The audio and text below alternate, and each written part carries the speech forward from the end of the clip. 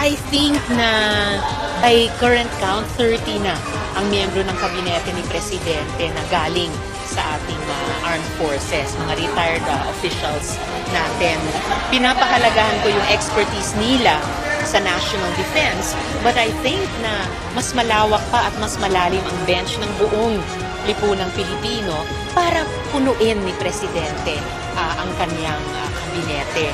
At saka yung dagdag ng dagdag na former military personnel sa kabinete ay mas makadagdag kaysa makabawas sa pangangamba ng mamamayan na parang may creeping authoritarianism talaga nangyayari sa paggogobyerno ni Presidente, lalo na't mayat-maya nagwa-wonder aloud siya tungkol sa kung hindi batas militar, tungkol sa magre-retire na daw siya at ibibigay niya hindi sa dapat na constitutional successor, which is the Vice President, in this case VP Leni, pero pasusumpa pa daw niya ang militar o pulis na magpapalit sa kanya.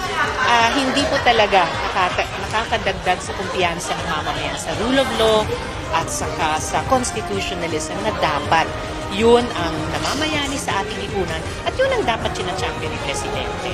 Dapat nga hindi military junta, magmumukha siya, but it should be in form and in substance ang isang gobyerno na tinataguyod yung prinsipyo ng civilian supremacy at all times, kung saan ang isang moderno na militar na ating tinataguyod at pinaghihirapan ng armed forces in the past 3 decades of security sector reforms at dapat isang civilian at rules-based na national police ay dalawang importanteng institution na sumusuporta sa pag-realize ng isang civilian at demokratikong gobyerno. No need at all. Pinabulaanan niya ng ating mga women labor, panahon pa lang ng hearing sa Senate, to document yung naging karanasan ng ibang ASEAN countries who actually give longer pa expanded maternity leave days than our 105 at hindi sila nakaranas or gumawa ng discrimination sa employment.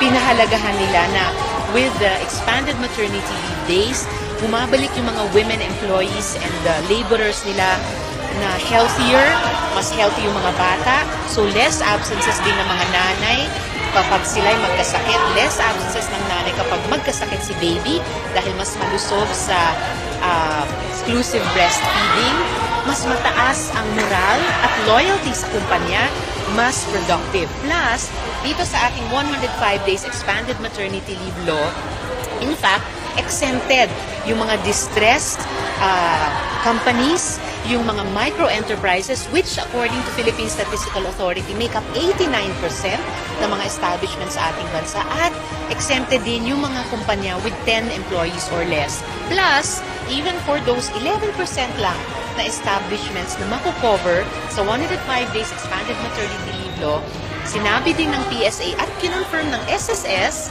na only 16% of Filipino women employed ay lampas sa minimum wage. At kapag ka minimum wage lang ang sweldo, pasok na sa 16,000 pesos ceiling ng SSS for women in the private sector na magma-maternity leave. Ima-match po yun ng government o public sector through the General Appropriations Act para whether public sector or private sector, full pay ang prinsipyo para sa working women going on maternity leave.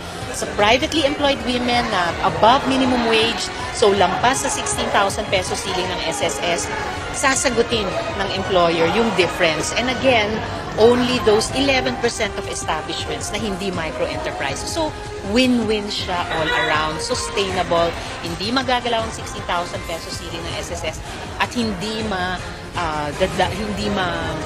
disadvantage yung actuarial life nila. Kinonfirm po yan ng SSS hanggang pa sa BICAM Conference Committee meeting namin. 新たな力、レジェンドモバイルエーツ。